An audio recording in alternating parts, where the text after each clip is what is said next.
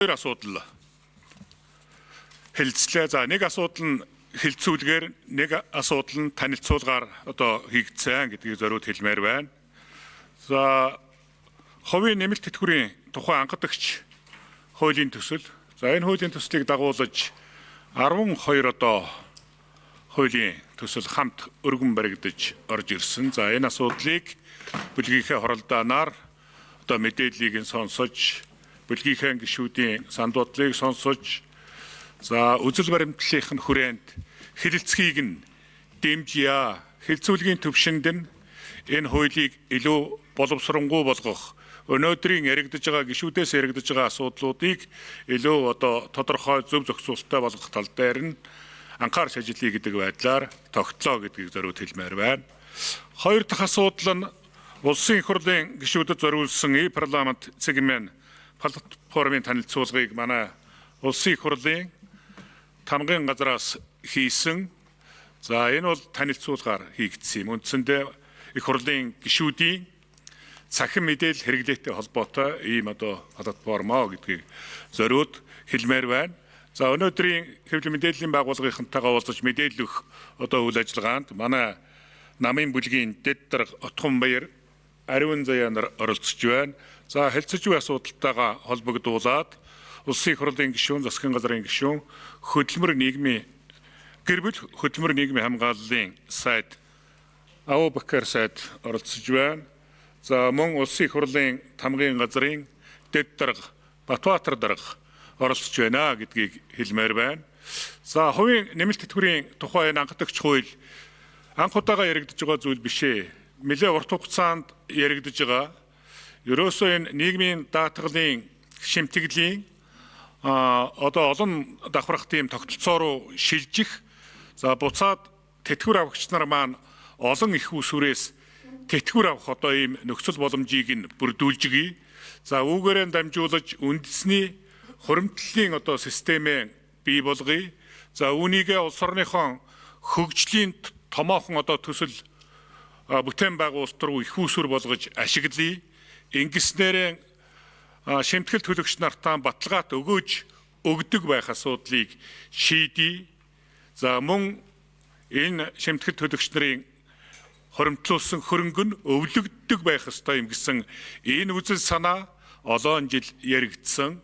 2020 оны одоо их хурл бүрдэж байх энэ үед одоогийн улсын их хурлын дарга учрал дарга энэ асуудлаар тусгайлсан одоо бас санал бодлоо илэрхийлж хуулийн төсөл санаачилж байсан.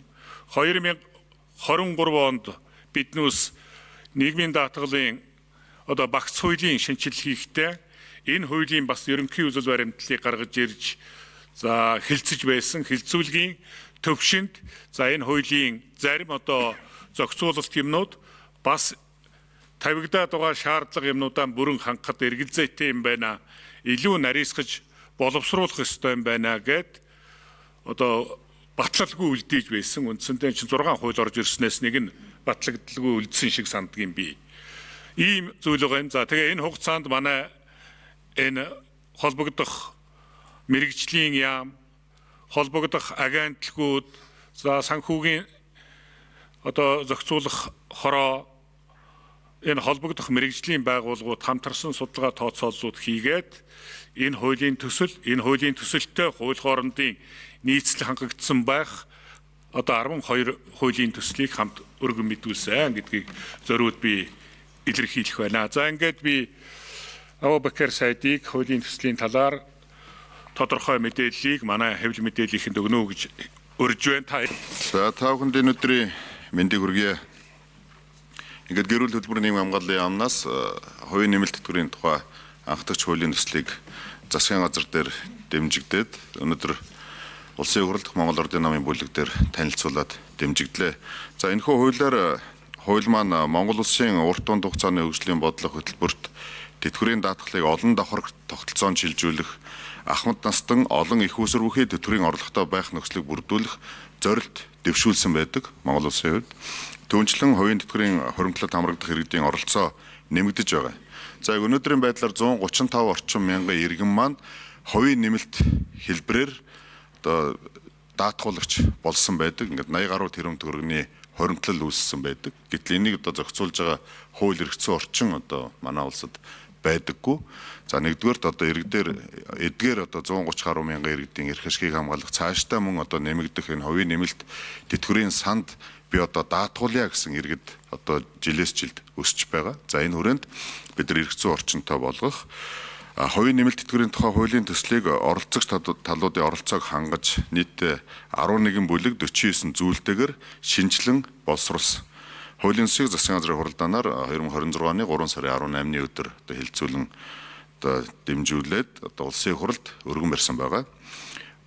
Хувийн нэмэлт тэтгэврийн тухай хууль батлагдсанаар ажил олгогчид хүний нөөцийн шинэ бодлого хэрэгжүүлэх, ажилтнаа тогтвор суурьшилтай ажилуулах, нийгмийн хариуцлага хэрэгжүүлэх, бүтээмжээ нэмэгдүүлэх ач холбогдолтой бол урт хугацааны дотоодын хөрөнгө оруулалтын их үүсвэрийг нэмэгдүүлж байгаа. За одоо хувийн нэмэлт тэтгэврийн сангууд маань хөгжиж одоо олон одоо хувийн нэмэлт тэтгэврийн сантай болох нь шүү дээ. Энэ санд дээр одоо төвлөрсөн мөнгийг дахиад өөр бусад салбар руу хөрөнгө оруулалт их одоо шинэ одоо хөрөнгө оруулалтын их үүсвэртэй болж байгаа нэгдэлтэй. За иргэдийн хувьд хувийн нэмэлт тэтгэврийн хоримтлал үүсгэж хоримтлаасаа сонгож нэг удаа тодорхой хугацаанд мөн насан туршдаа тэтгэвэр авах боломж бүрдэнэ. За хувийн нэмэлт тэтгэврийн сан дээр одоо бий болсон одоо даатгуулсан төлсөн төр шимтгэлээ цаашдаа өвлүүлэх боломж бүрдэж байгаа. Мөн иргэн тэтгэврийн наснаас өмнө хөдөлмөрийн чадвар алдсан тохиолдолд тэтгэвэр тогтоолох хэрэгтэй. Мөн одоо саяны хамгийн чухал зүйл бол тэтгэврээ өвлүүлэн үлдээх юм харилцаа бий болж байна гэсэн үг.